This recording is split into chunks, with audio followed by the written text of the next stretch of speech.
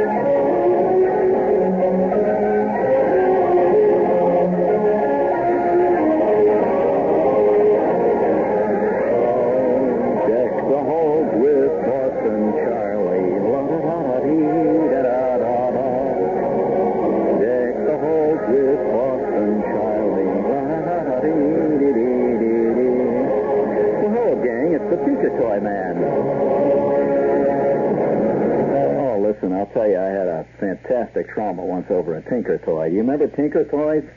Ridiculous. I mean, you know what they are. There's little wooden sticks, like. Remember those things with the wooden sticks? With the, can you guys hear me in there? You all seem to be... I asked you a question. I'm getting no answer. Do you remember what Tinker Toys were or not? Right. That's correct. No.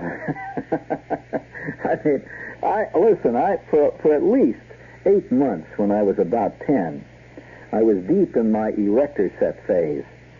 Now, you know what the erector set is. You know, this little, it's like little I-beams and stuff that you put together with bolts. And there was an ad in the paper that really sucked me in. I wonder how many kids are really sucked in by great ads for toys. Have you ever seen those ads on TV where they photograph little plastic toys from tabletop level, and they all look like A.J. Foyt is driving them? And you actually see it. It's a little crummy piece of plastic, and it hardly goes. Well, of course, you learn about these things when you're a kid, very early in the game. You begin to develop the it's only an ad theory. And there was an ad in a paper. I was about 9 or 10, something like that, just before Christmas. And the only reason I'm telling you this is because if you wonder how Scrooge got to be the way Scrooge is, you remember Scrooge? Remember old Scrooge? Remember him walking around there? What was his first name? I'll give you a brass figure with bronze oak leaf palm if you can tell me what his first name was. And the first person that calls up and says, Hezekiah, is going to get hit over the head with my Heath kit here. What? Well, that's close. All right. That's close enough for Jazz. Ebenezer Scrooge. And how many of you remember his partner? Very few people remember his partner. You know, he was in business, old Scrooge. Yes, he was part of the little business, the small business associations. Yes, his partner's name was Barley. That is correct. And what was his first name? What was his first name? Well, he had a bad time. I mean, it was pretty rotten to, find yourself in partnership with Scrooge anyway. And how many of you can tell me what Scrooge did in his business? Now, they had a business there, and you remember his clerk. His clerk was a big guy. He was a big guy in the story. He was very famous. He had this roll-top desk and a quill pen, and he worked like 24 hours a day.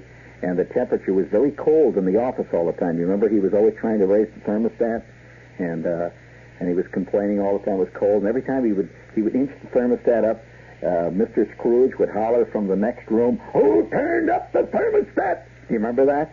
Well, what was the name of that clerk? Well, I'll tell you, because now we're getting very esoteric, and since we are now living in an age of total illiteracy, I'll have to tell you what his name was. His name was Bob, you remember? Thatcher, and he had this daughter, Becky. Yes, his daughter's name was Becky, and she played a very important role in the story. Don't you remember she got lost in a cave and all that?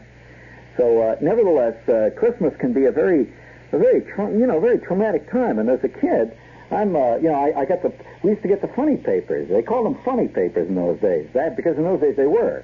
Now, of course, they're largely social documents.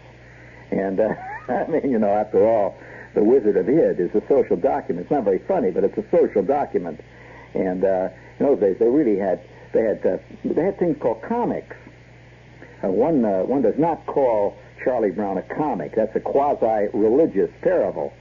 Whereas, the comics were really kind of Mutt and Jeff were always hitting each other on the head. And, what was the name of the girl in the comics who was a worker? She, in fact, the name of the comic strip had to do with the fact she worked for a living. Tilly the Toiler. Correct. Well, all right. Now, anyway, these are all these things. I was never hung on comic strips like Joel Siegel. Apparently, all Joel Siegel did as a boy was to go out and drink egg creams, collect baseball cards, play stickball, and talk about the good old days. I did none of those as a kid. I was not involved in stickball, which was a game that only girls named Arlene played. And as far as collecting baseball cards was concerned, that was for kids. I never did that. I never did any of that stuff. I never collected baseball cards. I played checkers a lot, though. At one point in my kid career, I went through a domino stage. Did you ever go through a stage where you played a game fanatically 24 hours a day? Well, that was just about the time when Monopoly, as we called it in our neighborhood, was very big. You know the game where you buy Park Place, you buy a Park Hotel, you buy the Waterworks. Well, no, I don't want to burden you with the story of why we called it Monopoly in the neighborhood. Why? Well, because one of the kids in shop, we had shop, in our school. We took a thing called shop, and that's where you made bookends, and you messed around. I made a corner shelf, the V kind of shelf thing. It was really great. All the shelves, one shelf went uphill, one shelf went downhill, and I gave it to my mother for Christmas. She still has that damn thing. It really, and every year I look at it. I expect one year to look at it and say, gee, could I really make such a good thing when I was a kid? As I realize now, looking at that thing, I must have been just a little bit more talented than your average 2-year-old ape. It was really a bad-looking shelf. I got a C+ on it, but anyway... That was shop, see, and Bolas. Now, Bolas went through an entire year in shop working on his shop project. We were in 8th grade at the time, and he worked the whole year, and you were supposed to turn in this project at the end of the year, and that's how you got your grade. Well, he made the most magnificent inlaid, beautiful. He made it inlaid. It was on a big piece of 5-ply, and he got different colored woods and all that jazz, and he made an inlaid Monopoly board. There's a copy of a Monopoly board. It's inlaid. And you know how in the middle of it says Monopoly? You've seen that? Well, we sat down the first afternoon down in Schwartz's basement with Bolas's new Monopoly board, and me and Gaze and Nemeth and Stanley Roper and Schwartz and Flick were all going to play this game. And we started out. By the way, nobody has ever actually won a Monopoly game. I think that's one of the reasons Monopoly is such a very exciting game to play. Sometimes it goes on 8-9 years. People keep playing this game. and we sat down to play, and all of a sudden Gazer is looking at this board, and he says, hey, Bolas, that doesn't look right. And Bolas said, what do you mean it doesn't look right? I got an A+. And Gazer says, no, it just doesn't look right. So something's funny about it. Well, he was the only one that spotted it. He was the only one who could really read well in 8th grade. And there was an extra letter in it. It was Monopoly. Can you imagine making making an inlaid board and you spell it wrong on your inlay, well, it says Monolopy. Well, it was much easier to change our language than to change the board. So from that time on, we always played Monolopy to this day. I always refer to the oil Monolopy. And yes, it's deeply ingrained in my head. So at the bottom of one of these comic strips this week, they had a picture of a kid. You remember when they had ads at the bottom of the comic strips, the Sunday comic strips? I'm talking about the color ones, you know? And they have one of these little ads at the bottom where it says AVT, advertisement, AVT. And it was another little comic strip, and it shows a kid who was a kind of a sullen, moody kid. And it says, Clifford was a sullen, moody kid until one day he clipped out this coupon and received this wonderful catalog showing all the wonders that the Model 27 erector set can make. And it shows him manning it, and he gets it back, and his mother and father says, yes, that would be very interesting to buy for Clifford. And now you see this kid, he's kneeling down in front of a Ferris wheel. You ever seen that ad? A Ferris wheel. And it said it has a motor that actually runs it. It comes complete with a motor. Well, I was, you know, you go through a phase, especially when you're a male kid, of building things. You want to build. It's a deep urge. And the idea of having an erector set where you can build such things as Ferris wheels, motor-driven merry-go-rounds. They even had a drawbridge that went up. Now, we never had any drawbridges in our neighborhood, but it had a drawbridge. You seen that one? It comes up like that. And, man, it was really exciting. And so I started a kvetch, using a New York phrase. I wanted an erector set. And my mother kept saying, well, don't push too hard. Maybe Santa Claus will hear you. Don't, you know, I want to make sure Santa Claus heard me. So I kept working away at this thing, hoping Santa Claus would hear me. And finally, Christmas came. And I rushed down. You know, all the stuff was piled up under the Christmas tree. And I got a Tinker toy set instead of an erector set. A Tinker toy set with the sticks, and you could make a windmill. You know, with the little colored paper things, like the vanes, windmill vanes that went into the edge of the slots of the sticks. And I mean, it's hard to explain. It's like ordering $7 scotch and getting strawberry yoo-hoo. Once you got your mind set for a thing, you're not gonna settle for any Tinker toy. I mean. So, speaking of Tinker toy, this is WOR New York, and we've just started, friends. We have just started. This is a book, the benches and lights, to keeping a good time going. Nothing does it like part of the job. The mixer to keep on going and going. The best is talking about the flavors to keep them wine. Reach up the Canada Dry. Why mix the best and the best you can buy? Canada Dry, our Chevrolet. Canada Dry, our Chevrolet. Keep the great times going this holiday season with sparkling Canada Dry mixers. Crisp, clear club soda, smooth-tasting tonic water, and tangy bitter lemon. 3 sparkling tastes that bubble on and on and on. Canada Dry mixers for a holiday tradition. Canada Dry, why compromise? Will you join me on a one-minute trip to Paris? Close your eyes. Voila, here we are. Of course, I've not brought you all this way without purpose. I brought you to meet Madame Rocha. Ah, lovely. Here, great fragrances are as plentiful as beautiful women. So, isn't it something special to know that Madame Rocha is one of the most popular perfumes in all of France? Its fragrance, like Paris itself, is proud and classic, yet entirely original. And there is more. Parfum de toilette, eau cologne, and many Madame Rocha bath products. And for the men, Monsieur Rocha. Each makes a special gift for someone you feel special about. We must leave now, but remember what I told you about Madame Rocha's fragrance. Wear it always, and come back to Paris soon. Au revoir.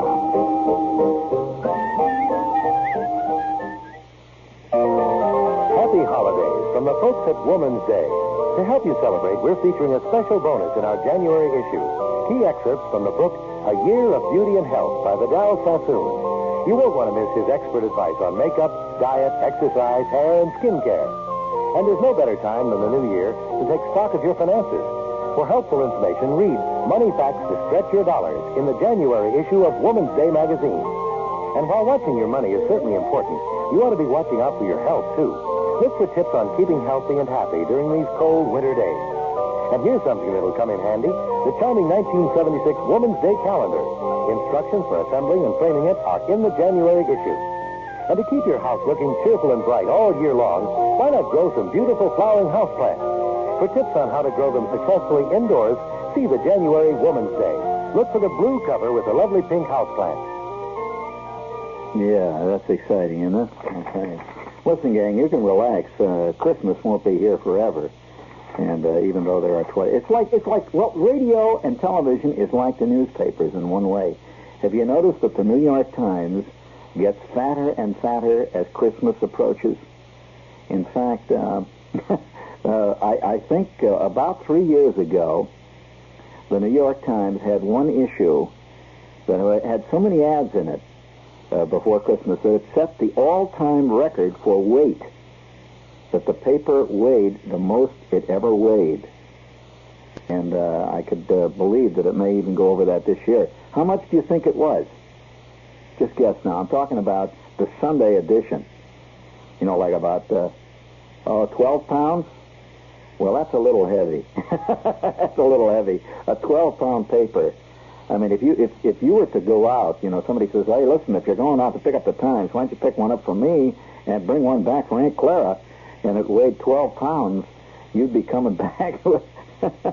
No, actually, the most it ever weighed, as far as I know, was around 8 pounds, which is a lot of paper. I mean, that's a lot of lining for a lot of bird cages. Let me tell you. In fact, radio's like that, see, and so is television. As Christmas gets closer, the programs get skinnier and skinnier, and the commercial time gets fatter and fatter, until eventually, your radio's sitting over in the corner, rich and ripe, and it's got leaves growing out, and it's, squirting pitches out at you even when you turn it off. All right, let's start with one of the pitches here. Are you looking for a different kind of gift this year? Huh? Well, there's a massage parlor down the street that's offering... No, that's another one. This is... are you looking for a different kind of gift this year? Forget the ties. Yeah, did you know... Oh, listen, I got to report this. Wait a minute, I got to report this.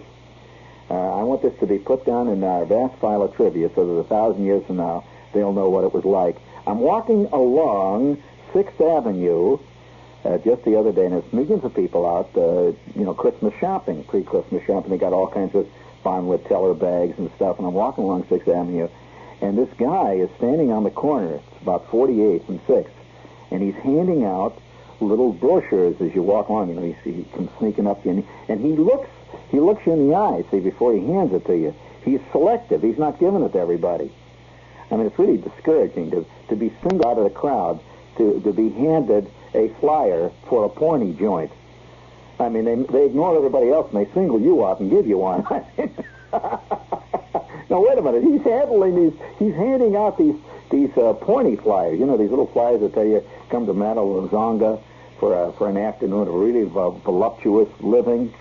So he's handing these things out, and he shoves one in my hand, see, and I'm talking to this guy, and I have it in my hand before I even know what happened. Here, buddy, here. I look at it and say, what the heck is this?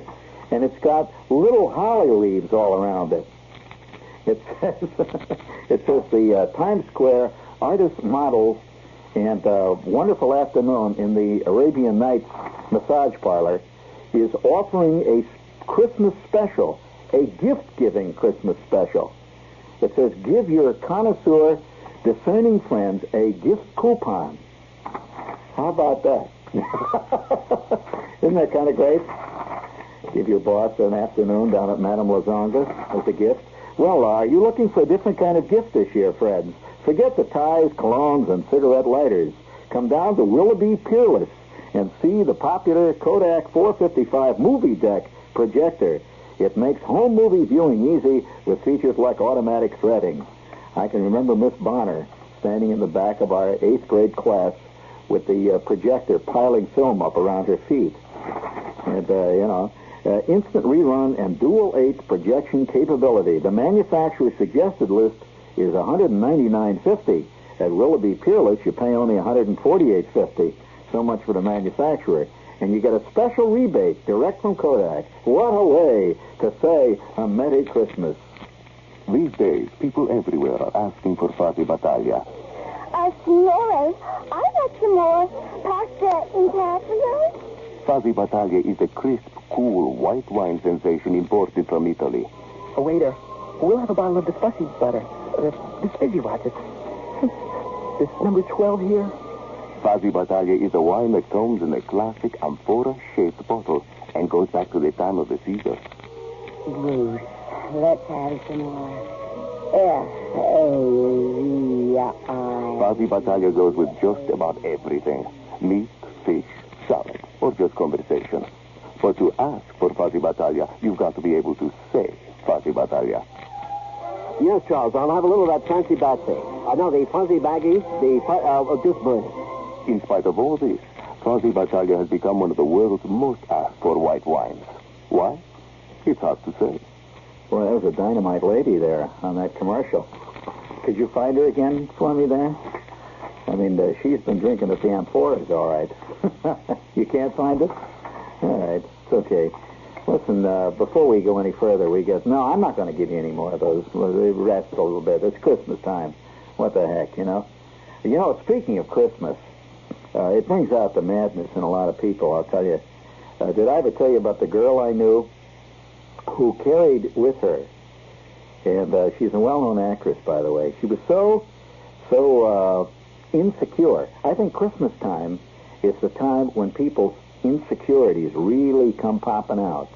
They really do. I mean, it takes a very secure guy to say to somebody, to hell with Mr. Bullitt. I'm not going to send him no Christmas card. Now, that's a secure type, I'll tell you. and it takes... Speaking of Christmas cards, I keep getting mysterious Christmas cards. It's been persisting for years. Every Christmas, a couple of weeks before Christmas, I start getting these cards. And I'll open it up, and the card will say, Love, Pat and Terry. It's been a long time. Pat and Terry? Who the hell's Pat and Terry? Get a Christmas card from Cleveland. It's been a long time. Or I'll open a card, it'll say, My darling, why don't you write? Signed, Myrtle. And there's a Christmas card with a little dog wearing a Santa Claus suit. And who the heck is Myrtle? And I just wonder whether Christmas cards bring out the madness in people. But I did know a girl. Now, I'll tell you, one time I had a very fantastic week before Christmas. It taught me about people's insecurity. And I knew this girl. I was going with her for a while. She was a pretty well-known actress. And about a month before Christmas, she started to get very short-tempered and kind of nervous and twitchy. You ever dated a twitchy person? Yeah, very twitchy, very tense around the mouth all the time, and kind of funny look in the eye. And I'd say to her, "Are you listening to me?" She says, "Yes. I don't blame you for saying that." Saying what? What? I didn't say anything. I just want to know if you're listening to me. She never listened, and she'd get very nervous. It's Christmas time. And so I finally discovered why. This went on for months before Christmas, and finally about 3 weeks before Christmas, she says, Would you come over to my place and help me today? And I said, do what? I was getting a little tense myself at this point. I said, do what? She said, well, I know what I'm going to do, but I hate Christmas, and I need some help. I said, what is it? What's the help? What is the help? She said, well, come on over this afternoon. I'll see you too. So I said, well, okay. I figured, there's going to be a little sherry and port drinking and a little nuzzling under the mistletoe. But I got over there, and instead, the entire apartment, all over the floor, was covered with envelopes. Clean, bright envelopes just laying all over the floor with a Christmas card under each envelope. And I came tiptoeing in. She says, don't step on anything. Don't step on anything. I says, what's up? She says, just follow me. And we go into her. She had this little breakfast dinette thing. And we sat down at opposite sides of the dinette, and she had in front of her a big, fat notebook, a loose-leaf notebook. You know, the little kind that has a leather cover that you're supposed to carry with you, and it had 5 rings. And it was fat. It was about as fat as a cantaloupe, really fat, and had millions of addresses in it. Absolutely packed full of addresses, and they were written in pencil and in pen. Some of them were written in lipstick.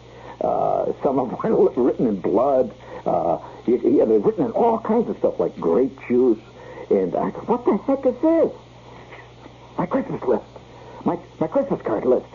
She says, now, when I read these names off, you see if you can find the Christmas card out on the floor there. You look around and check it off as I give it to you. And she says, all right, now, here's the first one. Alonzo J. Flywheel, 1614 Cullum Avenue, Chicago, Illinois. I said, Alonzo J. Flywheel, 1617 Cullum Avenue, Chicago, Illinois. Who is he? She says, never mind, find the card. So I'm looking for the card, and finally, way over under the fern, I find Alonzo J. Flywheel. I said, over here, Alonzo J. Flywheel. She says, okay, now put the card in the envelope and seal it up. And hold it up so I can see it. Make sure you're sending it. So I pick up the card, and there was this very expensive Christmas card, you know, the kind that folds out, and it plays Noel for you. And it's got little elves that come out and run around the floor. It's a fantastic Christmas card. And I put the whole thing back in the envelope, and I seal it. And I said, okay, it's sealed. She says, all right, now, hold it up so I can see it. So I hold it up. She says, now, put it over on the table in the corner. So I tiptoe among all the other cards. I lay it on the table, and she checks it off. She says, okay, now, Bernice and Roy Cleverman, 1422 Avenue B, Madison, Wisconsin. This is Maurice and Roy Cleverman. No, she says, Bernice. I said, oh, Bernice and Roy Cleverman. Okay. So I look around. It takes me about 15 minutes. I finally find that card. And I finally had to ask her, after 6 hours of addressing cards and putting them in, I said, who are these people? Who is Flywheel? She said, I don't know. I said, you don't know? She said, I can't remember. I said, but who is Cleverman? I don't know. Don't bother me. I've got to get these cards out. Well, that afternoon, I learned that some people send Christmas cards to people they only once vaguely knew for 10 minutes in their lives. They're so insecure, they have to send Christmas cards to guys that work the elevator at an agency once where they bought insurance. She sent out 12,000 Christmas cards a day for at least 5 days. She must have sent out 100,000 cards. And out of the whole crowd, she probably knew 4 of the people.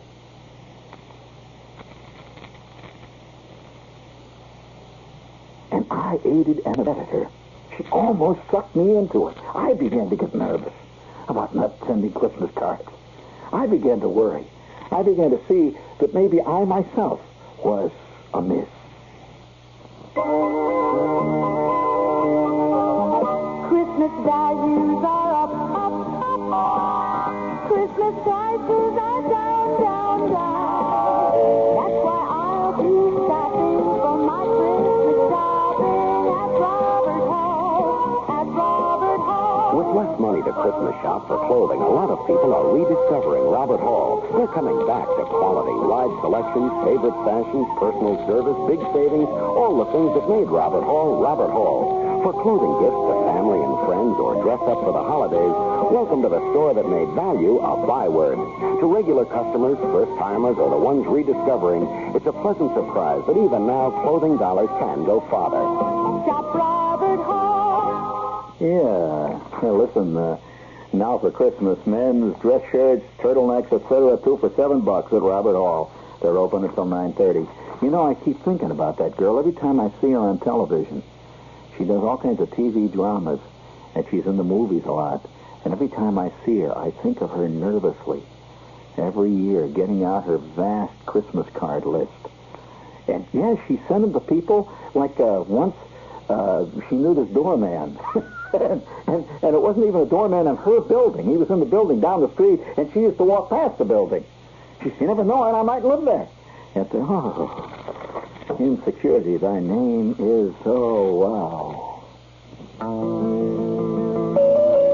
You're the guest at Sunday dinner with a European family.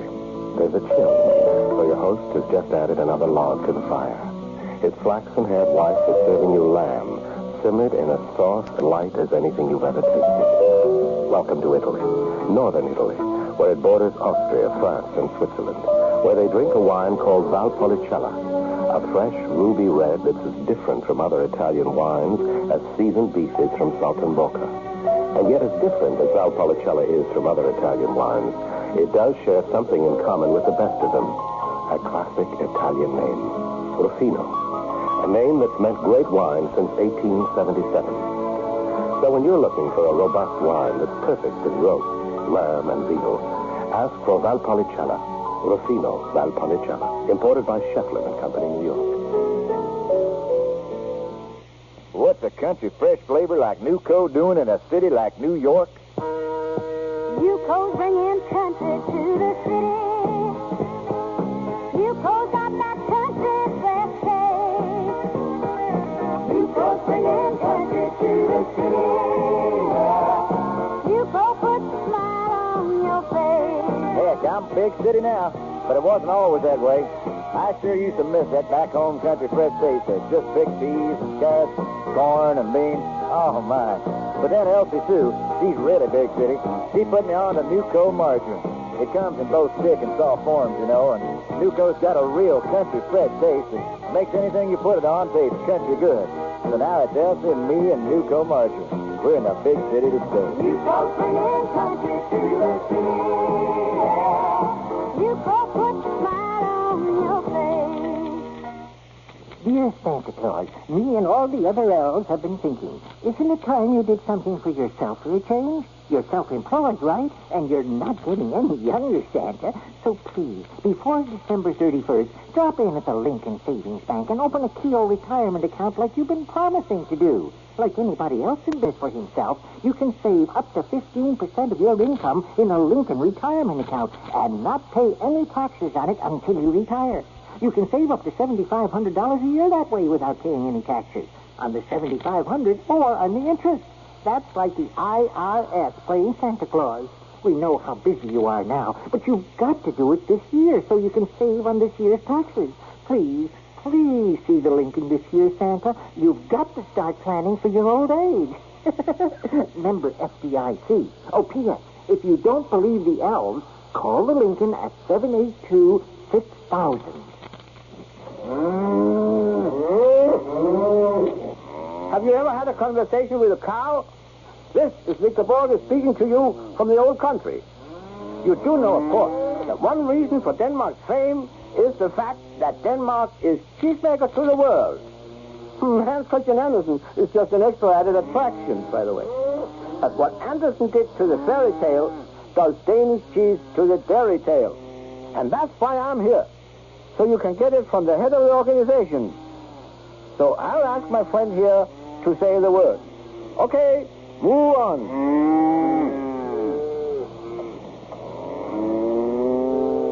She said, charm your chums, choose cheese for chow, but be sure it's made from a Danish cow. So whenever you ask for cheese, be sure to say Danish cheese, please. Yes, that is very funny. Let's see here. Speaking of unconscious humor, Gannett Westchester newspapers. Starting Wednesday, a comprehensive look at one of the world's largest corporations, IBM. And in Westchester, it seems that around every corner, almost, there is an IBM office. And so they're starting a big 3-part piece on how many people out in that county work for IBM, and et cetera, et cetera, et cetera. It says, you'll be overwhelmed to discover IBM's vast county land holdings and the percentage of Westchesterites working for them. Working for the holdings or IBM? I don't know. But nevertheless, Gannett Westchester newspapers. And they deliver it home, area 914-694-1313. Okay? One more, huh? All right, let's hit it.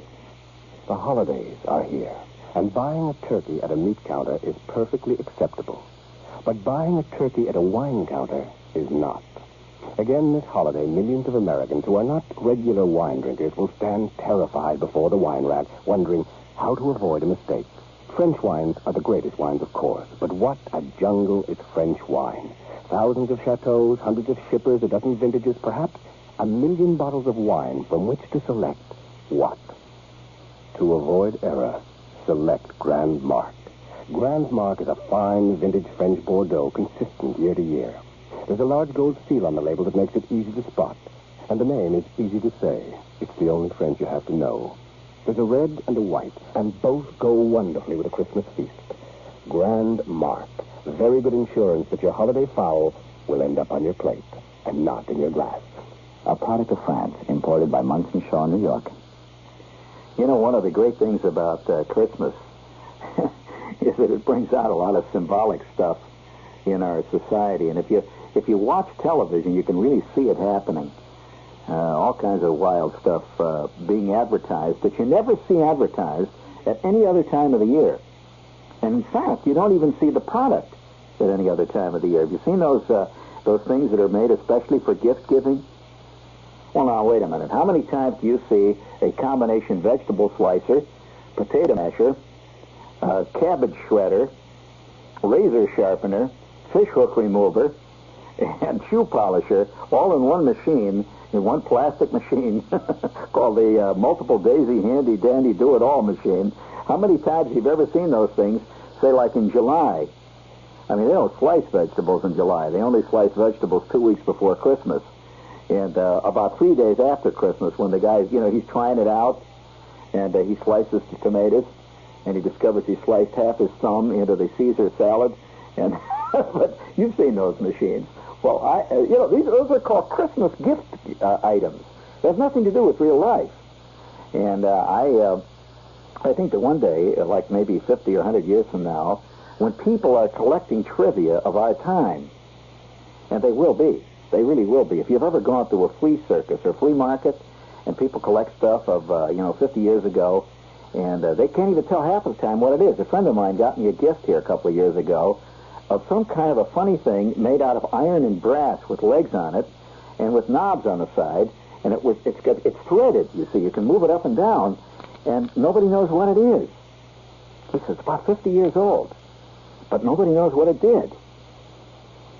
And I personally, from the looks of it, I think it was used by the Al Capone mob to get information. It's very handy. In fact, the clamp on it just fits the wrist. And if you move the big wheel on the top, boy, you can get any information you want. It really squishes down. I mean, it was... Anyway, what I'm getting at here is there's a lot of stuff around today that 50 years from now, people are going to be collecting. They'll say, geez, weren't those colorful people back in 1975 and 1976? Those people really lived an interesting life. I don't know what this thing is, but it has a lot of style. And they'll hang it on the wall and they'll light it. For example, have you seen those things they're advertising on television that inject studs in blue jeans to make, beautiful designs, so-called? Can you imagine 50 years from now they'll try to figure out what the hell that is? Or even what a blue jean was? And, it's a blue jean decorator. Back in the days when they wore blue jeans, back in those days. Or do you think that 50 years from now they're still going to be wearing them? Forget it, friend. No, that's one of the great illusions in mankind. He always thinks that the way he lives now is the way people are always going to live. It just doesn't work that way in real life. And how about that one? Then there's another machine on television these days that's being advertised just before TV, just before TV celebrates Christmas. It's a machine that apparently makes some kind of a wild, strange-looking doily. And it has a handle. You go, chukung, chukung, chukung, chukung, chukung, chukung, and you feed different colored yarns into it. Chukung, chukung, chukung, chukung, chukung. And you make, as the announcer says, makes beautiful $50 wall hangings. Chukung, chukung. Even Grandma can use it because it doesn't require any difficult finger work. Chikung, chikung, chikung. Well, I can see that machine 50 years from now being collected by a collector, and he'll have not the slightest idea what the hell the thing did. As a matter of fact, I think that by March, if you get one for Christmas now, you won't be able to remember what it did. You just go chikung, chikung, chikung, and you make a picture of an owl. You hang it on your wall.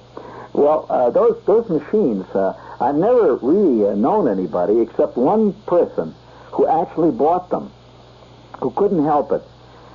In fact, I knew this lady, and there was a kind of a sad story. She said, I don't know. She says, I hate Christmas time. And I said, well, why is that? Why, Mrs. Twigley? She says, well, I just hate Christmas time. She says, Charles just can't help himself. He has to buy all that stuff that's on television. She says, I have 7 different automatic electrical transistorized can openers now. She says, I have 4 different types of machine which make doilies. I have one that makes colorful loomed rugs. And she says, I wonder how many people are going to get a loom for Christmas, which they will use for 3.5 minutes on Christmas Eve and never look at again. Do you remember a few years ago when everybody was going through the power-driven carving knife craze? When there were power-driven carving knives? And everybody... In fact, I even know a guy that got a power-driven fork. Yes, they made a fork that was power-driven. It says it saves time eating. But you realize if you have a power-driven fork, that thing shovels that stuff off quicker than they can give it to you. And he got this power-driven fork. It runs off of 2 Kenlight batteries. It comes in 7 decorator shades with an imitation bone handle carved by the Eskimos of Lapland. It's beautiful. And he tried this thing. The only trouble is it vibrated so that it got away from him twice. Once chased his aunt right down the stairs. It just went off, you know. But you can get all kinds of great stuff. And Christmas, friends, is the time when it all sneaks out. You know that one of the most important studies in the ancient world, the archaeological world, is the study of the gifts of the ancients. And yes, they have discovered many gifts that were given by people to the departed loved one in Egypt, the deceased. And the gift talks about the hopes and the aspirations of the people of the time. You know, a little boat supposed to carry him forever down to the river Styx or something. Well, I think our gifts show the same thing. The aspirations of our time. To have a machine that carves the ham for you. And to have a machine that makes your blue jeans into a thing of beauty, which is a joke for the start. But I wonder how many... Well, I don't want to get into that. Wait a minute. Just a minute now. Under my desk is something that I had never used that was given to me.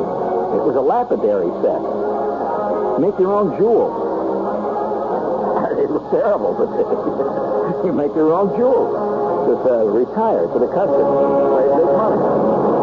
Oh, wow. This is WOR New York. Stay tuned for In the Conversation.